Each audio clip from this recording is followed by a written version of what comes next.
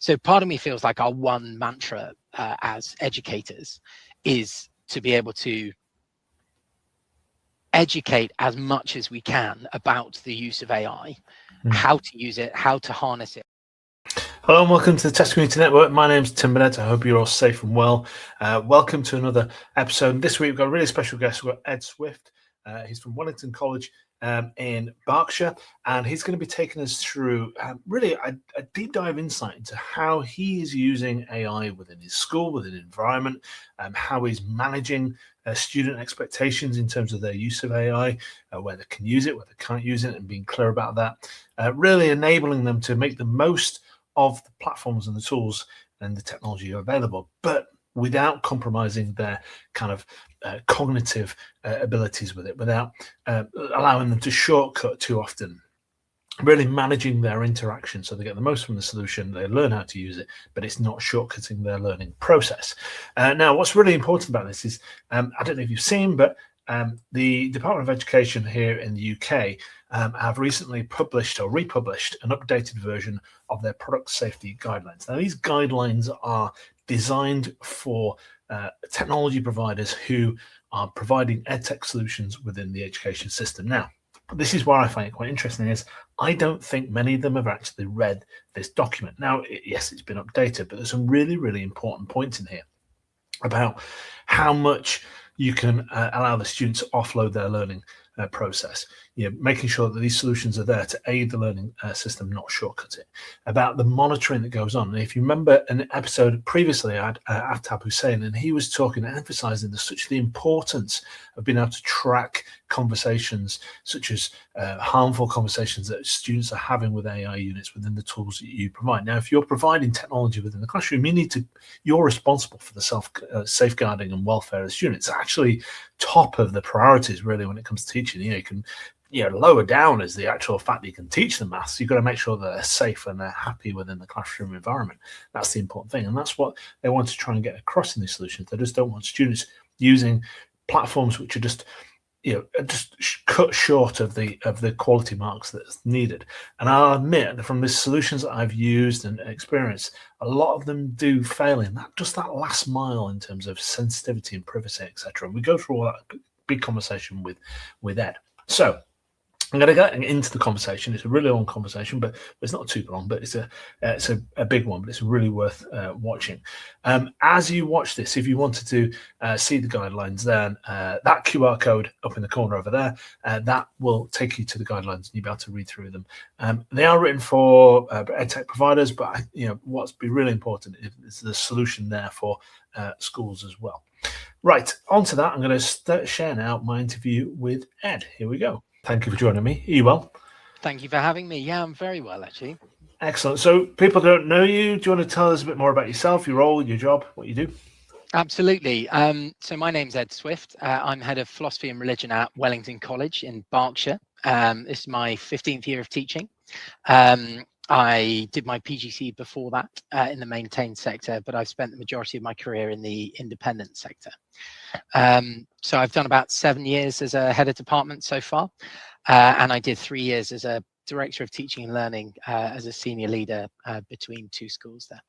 Excellent. We kind of connected through LinkedIn. One of our kind of friends on LinkedIn connected us up when we were talking about Notebook LM, and I'm sure that'll come up today as part of the conversation. But I suppose from your recent experience with generative AI and kind of what challenges and opportunities have you seen so far in the AI adoption space? Yeah, I think the biggest challenge, well, they're kind of different levels of being able to break it down. I think you've got the challenges of children, of pupils, being able to utilize it to the best of their ability, enhance their own cognitive function. I know we're going to talk about cognitive offloading later. And then the balance of how to essentially become, how to enter the workspace with the tools available for them. That's number one. The second real difficulty is teachers as well. How are teachers using it? How are they being able to use it sort of pedagogically in the classroom, but also in terms of their work stream? And then I suppose the kind of macro level is how are schools using it to for visibility. How can they track pupil engagement, teacher engagement, and how can they monitor both the safeguarding but also the kind of academic concerns as well? So I mean, multi-layered. Yeah. So if I start by speaking to the pupils, I suppose, speak to the children's use of it. We're a secondary school. We start at year 9 and we go up to the upper 6th, to year 13. We have a prep school of primary age with us as well. I'm not as involved in their use of AI, but I do sit with digital strategy between the two. What we've tried to do is we've tried to have a very open philosophy towards the use of AI. We actually don't ban any AI platforms in the school. We monitor. We're a Microsoft school, so we have devices which make it easier for us to monitor before they get to the sixth form. In the sixth form, they can start bringing their own device, which complicates it slightly. We can touch on that later. And so that visibility is really key. And I think that helps us both to monitor the safeguarding. We use Lightspeed, which is double encryption safeguarding, so we can track the use and we can track for key terms and key safeguarding flags as well. Within the classroom, what we've done is we've implemented a traffic light system across teaching and learning for pupils to understand when and where it's appropriate to use AI or to engage AI software. So you have red light tasks, might be a test, it might be a particular piece of timed writing or an exam, or it could just be some closed book work, and that would be a don't touch, just don't go anywhere near it.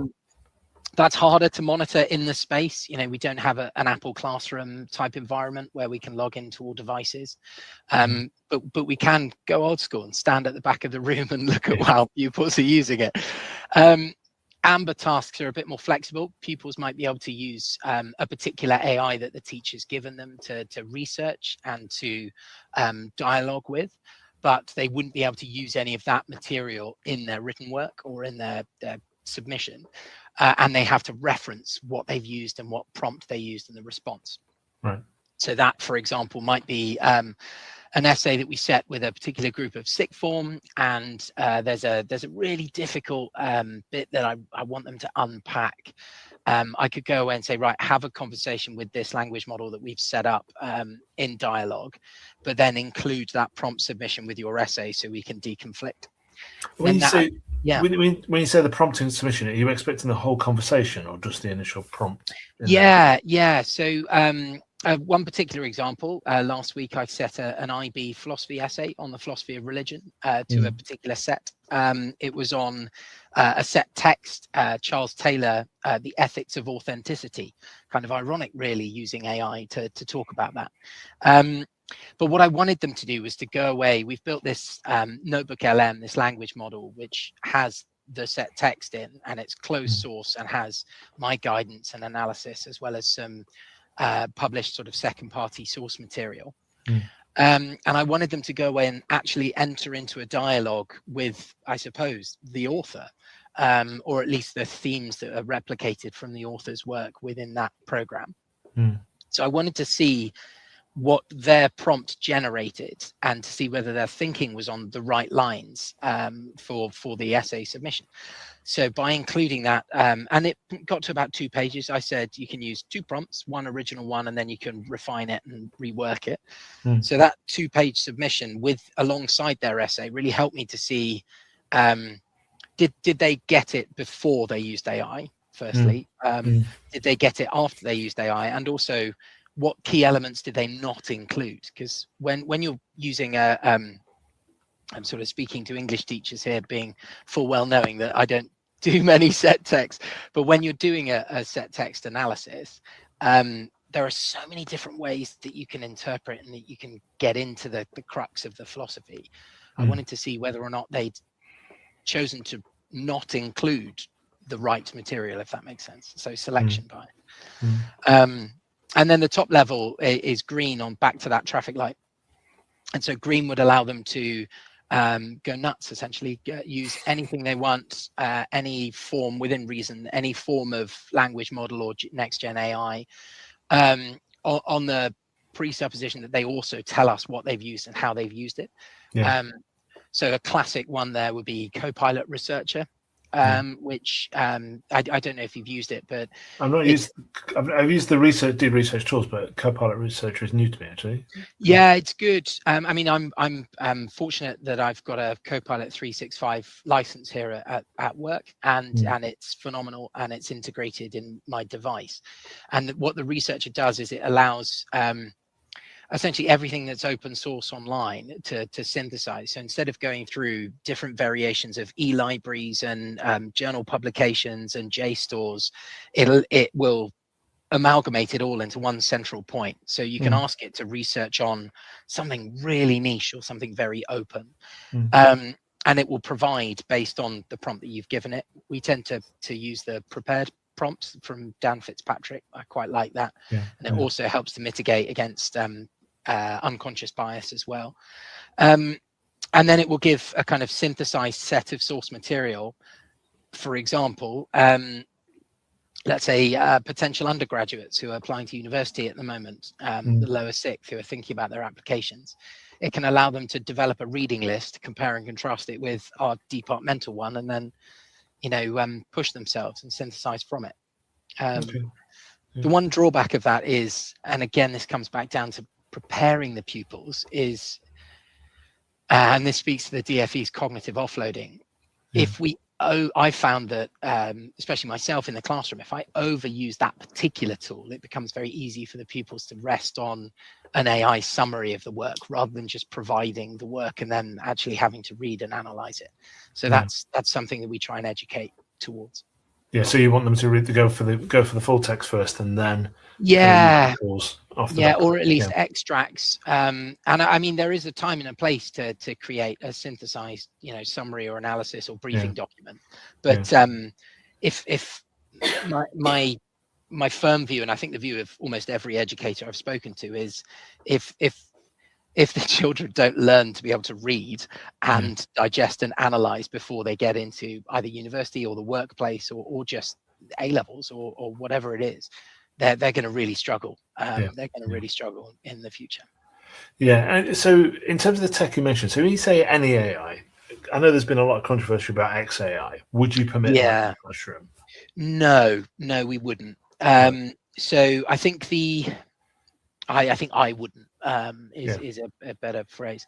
I think I have a kind of tier system. I haven't got it written in front of me, but essentially, because we're a Microsoft school, I gravitate towards Copilot. It's easier to monitor, it's easier to control, and you can toggle between workplace Copilot and public access. So you've got the open closed source. I think my next sort of preferences are the Google Suite. I find that Notebook especially is in its closed source material is just phenomenal for what we need it to do right now in my classroom. And then I tend to allow that next band would be Claude and Perplexity. I find that they're good at referencing where the source materials come from, which I think is a skill in itself, right? To be able to show where that source has come from. So what I tend to do if I set a task is recommend a kind of tier system of language models. Personally, and I don't think this was a conscious choice, but I've never really used ChatGPT or the OpenAI suite very much. I don't know why, actually. But what I tend to find is our teenagers gravitate to that first and foremost. And I think because it got the highest exposure in the media. And when people talk about AI, they assume ChatGPT, which, rightly or wrongly. So what I tend to do is because I'm slightly more unfamiliar with it, I tend to restrict them and say, try and avoid using this particular, but that's personal practice. I think the stat I had just on the ChatGPT one, I think it was 900 million weekly active users. 95% of those are free active users. So ads are obviously on the cards, aren't they? And you probably don't want to be asking them to use a platform that's got ads in there because you don't know where that's going to go, do we? No, I mean that's the same as YouTube, isn't it? But Yeah, no, I agree with that. Yeah. Hi, sorry, I just want to interrupt just for a quick second. I'm just going to show you Notebook LM in case you've not seen it. Apologies if you've seen it before. Let's add this to the stage. Let's move that from the stage and that's the stage. There we go. Right, so this is Notebook LM. Now, what I've got here is a notebook which has been open already. I'm going to go full screen. Let's get rid of that. On the side here, you've got sources. You can add sources from anywhere. You can upload files, PDFs, websites. You can add files in from your Google Drive. You can copy and paste text in. You can even add in YouTubes and websites, etc. You can do fast research within this as well. So you can run a research exercise, deep research. You'll see the research up here, and it will trawl through lots of data and find you all the information based on your research inquiry, and you can choose to add those items to the resources. So it's a RAG-based model. This is your knowledge base then. You can then choose to add and subtract the items from there. So if you've got multiple resources down there, you can add and subtract. You can then create quizzes off the back of this. So let me add that in. So you've got a quiz there. You've got, so you can take a quiz, do multiple choice quiz as part of your learning process. You've got mind maps, which are absolutely fantastic. And I was using that as I was talking to Ed to just help me kind of work my way through the government guidelines from there. So that's a really good way of navigating that. You've got video explainers, so you can create a video in there that will play, and it's a really accurate, slowly loading one there. I think it's because it's doing something else on the other side there. But yeah, you can play that through, and you get a really good video experience through there. So it's worth checking that out. And then finally, you've got things like flashcards as well. You can create reports, do the audio podcast, the lot. So it's really worth, if you haven't experienced that so far, I do strongly recommend that you try Notebook LM as a tool. Anyway, back to my conversation with Ed.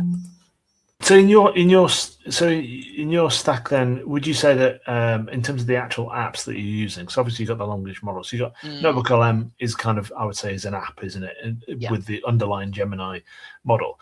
Are you using any other kind of similar kind of apps? What's in your stack in that way? I use, especially for adaptive teaching, I use 11 Labs quite a lot. So I've bought a license for me and some of the team here at the college. And I find that's an incredible tool to be able to present information. So for cognitive load, to present information in other forms, whether it's changing vast quantities of written text into podcast material, or whether it's the reverse of that. That I find is really helpful, actually, because everybody likes a podcast, as you know. So yeah, and I think what else am I using? Image generation, I tend to gravitate towards Gemini and Nano Banana. Yeah. I think so. We're running a philosophy fortnight at the moment, like a 2-week of extension and enrichment with 7 or 8 different activities and guest speakers and debates and showcases. And I've used that a lot to generate logos and materials and challenges. That's been quite helpful. Much better than my own skills. What about marking and feedback? Are you using anything for using AI for that process? I trialed so retrieval quizzes, yes, with the caveat that we comb through them quite often to mitigate hallucinations. I found Copilot to be brilliant at that. I like the embedded function of quizzes in Notebook LM. That's super easy, and it's closed source and it's brilliant. But I think if I wanted to offload it to pupils for like a prep or a homework, I would do Copilot, because then I can create a Microsoft form instantly. That's brilliant, and that's self-marking. But in an essay-based subject, I've trialed it. So we're teaching a pilot AI course to our lower 6th at the moment, called Mindful Machines. And it's taught between our director of digital learning, who's a chemist, and me, being a philosopher. And so we've got the right balance between both being interested in developing expertise in AI, but also we've got the ethicists and the philosophy behind it. So I tried marking one of those submissions, building a prompt system on. I tried it with both Copilot, and then I tried it on Perplexity, where anonymized the essay with the pupil's permission. Yeah. It was about 2,500 words, so it was a big chunky one. I had lots of research material with it, bibliography, etc., like you would for an extended project qualification, like an AQA, EPQ, that kind of a thing, or an edXL. And I found that even against the success criteria that we'd written and the marking criteria that I'd written and the essay, it was giving it full marks. And it's great. It was a really good essay, and well researched. But as we know, there are always areas to improve, especially when it's a formative piece of writing, when it's an essay. So I don't tend to use any kind of apps or language models for essay marking. I just haven't got there yet. Well, there's some big questions. Yeah. Big explainability questions, aren't there? And there's the kind of the issue of the kind of loss of connection. If you're just forcing all the work in straight into a marking tool, giving the feedback, you're not learning from the learner's experience, are they? Yeah, so, I mean, this is going to sound awful, but that's actually not my worry. I'm not really worried about that, because I think, whilst I absolutely agree that is an issue, because knowing your pupils is knowing the kids in the classroom is what 95% of what teaching is, really understanding, empathizing, and tailoring and adapting. But I think I have views of my own and not that by the broader pedagogy community. But I think the main issue is accuracy and cogency of the pupil's learning experience. I feel like I feel there's I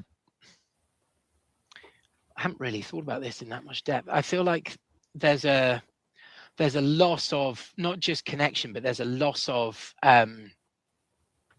deliberation when the pupil reads a piece of teacher feedback. We're able to, based on our experience, right, we're able to synthesize the balance between qualitative and quantitative, and we're able to synthesize the difference between a target and a goal, and the difference between a short-term and long-term thinking, and then choose what feedback not to put in there, right? Because quite often marking an essay at whatever age group, you might have 20 things to think about. You know that if you give them 20 things to think about, none of them are going to get achieved. But if you give them 2, you might hit 1 on the head. So I suppose I was thinking about the end user experience, but now that you've said it, actually, I think there's a loss on both sides, isn't there? Yeah, I think there is. So one of the things we wanted to chat about was the new guidelines that come out from the government in terms of product safety. And it's a substantial document, isn't it? And it's been written for the edtech providers. And what I really wanted to tease out from you today is just to understand some of why those requirements are in there, why they're important to you. Now, I suppose because this is one of the priorities of a teaching role is the kind of safeguarding and welfare side of things. Now, you mentioned, was it Lightspeed you mentioned? And in a way, that's a good school-based tool, if I understand it rightly, and it's going to monitor whatever system you give them to use. You don't then have to worry about, in terms of monitoring anyone having a conversation about suicide, that's a box ticked, I assume, from that tool. But then part of these recommendations are for tools that are used outside the classroom. So if they're using it at home, you're not going to see that information, are you? You're not going to be able to track that. Yeah, I think we're a fairly unique case here, given that we're an independent school, but also given that we're majority boarding as well. Right. Okay. And also given that pupils from year 9 to year 11 must use a device that's college provided or compatible with our Microsoft suite. So we actually do have that luxury of being able to monitor it, because they're college leased devices or college owned devices leased back to the kids and the parents. That means that actually we can do that, so we can safeguard them all the time on their device, I should say. But it does get slightly more complicated in the sixth form. We've made the decision we being the school at large, not my decision, to bring your own devices into the sixth form, because we have a proportion coming in new into the lower sixth, but also because of the different needs of different individuals when they get up to the more selective subjects they're choosing. For example, music and music tech tend to use an Apple Classroom because I don't know much about music, but I'd imagine the software is better on Apple than it is on Microsoft. Media orientated, isn't it? Yeah. There you go. So that becomes slightly more complicated. What we do have, and I was speaking, we have an amazing IT team and an amazing safeguarding team. So that double decryption that we spoke about with Lightspeed, all of those flashpoints get flagged, and whether that's pornography or suicide or radicalization or extremism, they get flagged and synthesized in reports that are timely, immediate, and are then dealt with by the safeguarding team first and foremost. And I was chatting to our IT director this morning, funnily enough, who used an incredible analogy that really helped me to understand when I was preparing for this. And he said that he's a bit like the police chief. There are politicians, and those politicians make policies and run and make big macro decisions based on their constituents, and that's the safeguarding team and the head and the ELT. And then he operates as a bit like a police chief, where he's putting in the processes and the the staffing and the boots on the ground to be able to keep everybody safe as much as he can. Yeah. And I quite like that kind of analogy to get my head around it. But the one big thing he was saying is visibility. So if a school has visibility, then it's able to A, keep pupils safe, but also B, monitor how they're using it and when they're using it and what they're using it. So what we try and do is we try and keep as much autonomy as possible to use as much in the classroom as we can, but we are keeping a database of what teachers are using, how they're using it, what departments gravitate towards, full well knowing that, think about silos of subjects and different skills and different kind of attributes of those learning. Different subjects use different language models in different ways, and some choose not to, right? So no easy solution, I don't think. One thing that does really worry me, that wasn't strictly your question, but is directly tied into the DfE guidelines. It's like, where could schools get it wrong? What worries me are these third-party AI agent apps. So, for example, like Claudebot. I don't know if you've been reading about Claudebot with a W. Yeah. I think we all have in the last it's one of those things where I'm kind of desperate to try it, but I need to almost build a machine that has no connectivity to anything.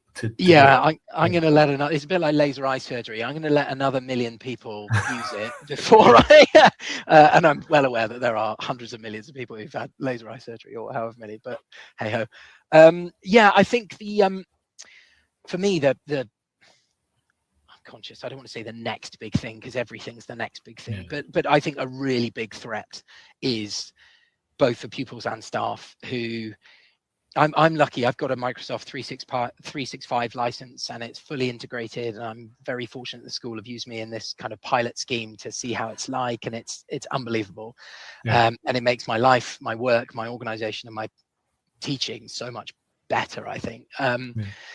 But to those that don't, I worry. Does the average teacher download one of these AI agents onto their work device or personal phone to be able to synthesize their workflow and help them produce emails? And then, unfortunately, a load of confidential people names or data or ISAMs gets released. Is there, and again, Microsoft is quite good at mitigating that because of dual factor authentication, etc. But again, I just don't know. And then, do pupils see their parents using it in the workplace, or hear about it online, or read or see all the trends, and then download it onto their phone, and suddenly their Telegram account is broadcast or their Snapchat data, or even worse, the data of everybody else is also intertwined. And so now you've got a child on child abuse situation, or a sharing of personal information. Now that's not just GDPR, but that could be incredibly threatening safeguarding information for pupils and for kids. And I think that really worries me. And I'll leave it at that. That really worries me. Well, shadow AI is a massive issue, isn't it? And unless you give people the tools to do it, they are going to be drawn towards doing it. And I think one of the things I say is when you say don't use something, you've got to say why. You've got to give them an explanation. You've got to give them within the context of their job.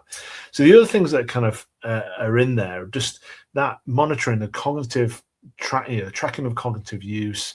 These tools are supposed to, according to the guidelines, are supposed to track the use by the students, how much they're offloading that process to the platform, but also not give instant answers.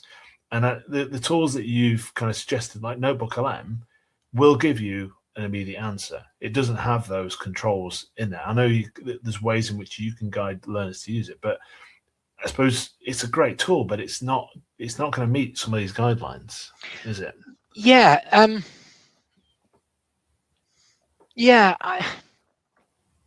Are they unrealistic? I'm going to leave that out there. Look, what's the purpose of education, right? So the purpose of education is twofold. It's to get children the best possible outcomes in life for them, but it's also to teach and to develop the necessary skills and values and character traits that they need to be able to live flourishing, happy and successful lives, right? So I think there is a trade-off. Part of the reason why I asked them to submit like the prompt and the responses in a task like that, in an amber task or a green task, is so that I can track whether they're looking for easy fixes. I mean, you would say, but you're using AI to cut down time and to make it easier, and this is creating more marking and more review for the teacher. But I haven't got a solution for that yet. Some tools I've used in the classroom, like live, would be dialogic teaching. So it's very easy in philosophy to essentially create the consciousness of a philosopher, right? You whack in the entire works of Descartes onto an LM or within a Copilot agent. Sorry, a notebook LM or a Copilot agent, and then you restrict them to only use questions. Now you can build that into a Copilot agent, and you can prompt Notebook to only reply using questions in that first prompt, or only reply in dialogue. Or but no, I don't have an answer for that. I think it's but I do. Sorry to cut you off, Tim. But I think I've even written it down. I've put it in block capitals as the number one thing I wanted to mention, and it's taken me 27 minutes. But hey, I think. Do you know about the Flynn effect? No, go on. Tell me about the Flynn effect. So there was a philosopher, scientist, sociologist in the 50s in Otago in New Zealand, and he wrote about the intelligence of human beings, and he realized that from about 1950 human beings were becoming more and more intelligent based on their ability to harness data, machines in different ways, this kind of technological revolution all the way through the late half of the 20th century. And so they found that the intelligence, sort of the net intelligence, if you like, of human beings was increasing. But we've now seen a reverse of the Flynn effect from the rise of devices and tablets and smartphones and the internet. And so what we've seen since the rise of AI is an even greater decline, an even greater reversal in the Flynn effect. So part of me feels like our one mantra as educators is to be able to educate as much as we can about the use of AI, how to use it, how to harness it as a means to an end, like AI in education have said, right? And the DFE. I think that's line one of that incredible UN document that they released about 18 months ago. The name of the document escapes me. It's the UN sort of opportunities, threats and ethics analysis of the use of AI, November 24, I think it was.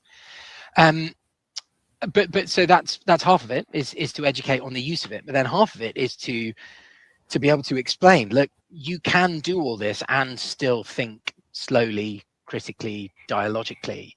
And so knowing when to be able to use AI to develop that or when to be able to leave it, that for me, so the DFE guidance about not giving quick answers, that's all well and good, but I think the learning process has to happen before you get to that stage. And I think by the time you're using AI, it might actually be quick answers that you need because you're using it for that particular tool. But it's just to be able to get the children to understand that they can't do that all the time and for every task. There is a time and a place where that's appropriate. But this, for example, is not it. Yeah. I think it's quite a broad range, and the way I kind of structure some of them is obviously sitting at the top is the idea of security, privacy, and monitoring welfare. And those, from the platforms, and we mentioned prior to talking, I won't mention it here, but there are platforms that are in common use out there by schools that are adopting, which have significant issues in those areas.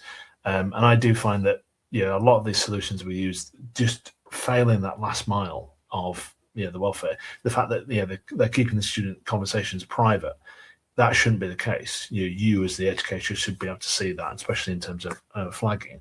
So I think there's things at the top. I think there's things which, like you say, within the context of the process that you're delivering it, then it might be acceptable, might not be acceptable. You shouldn't be penalised by Ofsted coming in and saying, you've given them this tool, and this tool we flagged as being one that gives answers immediately.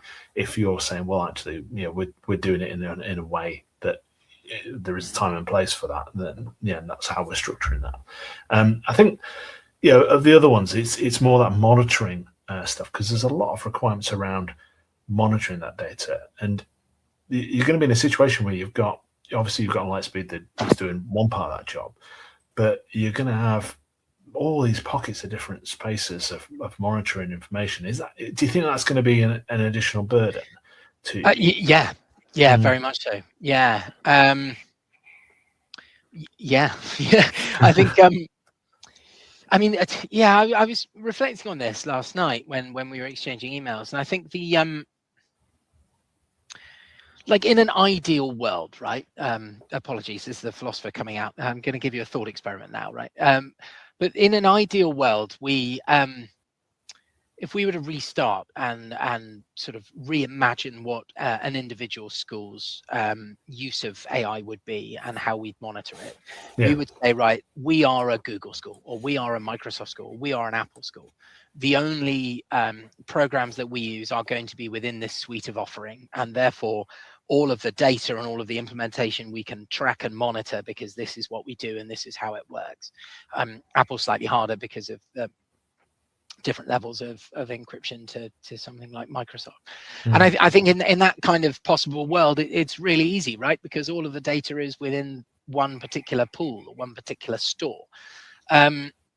It's so hard that there are so many apps and language models and browsers available that it does make it tricky. And that's why if they're on a school device, it's we've got that visibility.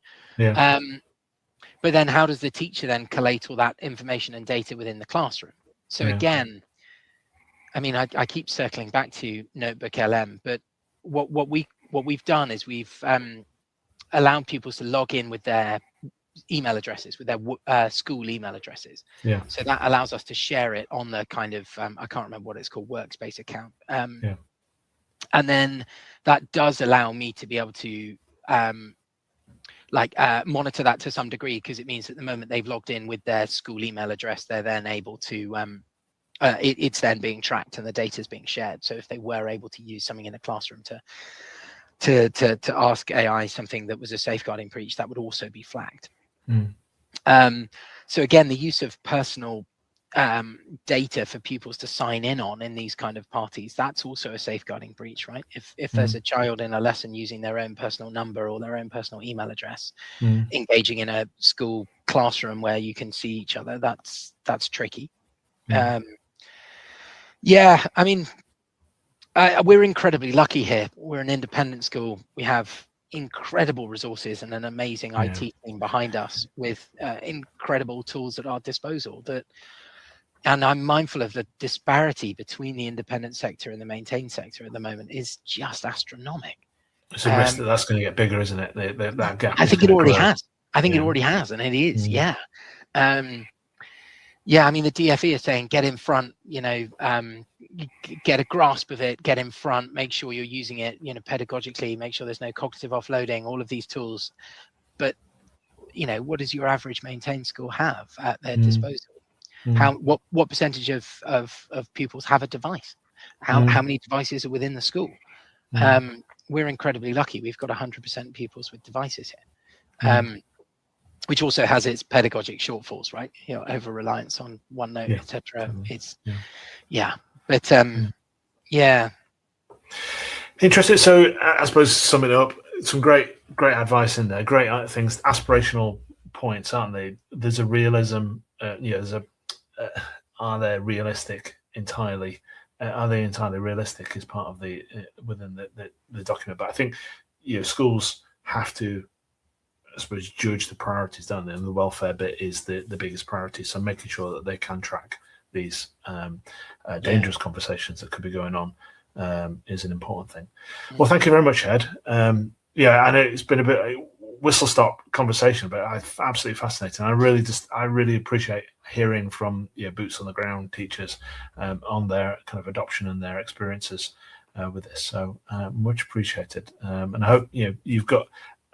There's been a few questions. I think you've added a bit later of thinking further to you. So hopefully it's giving something to you as well there from. Absolutely. Thank you very much for having me. I really enjoyed it. Thanks, Tim. Well, let's keep talking, and we'll keep tracking your progress. But thank you very much. Much appreciated.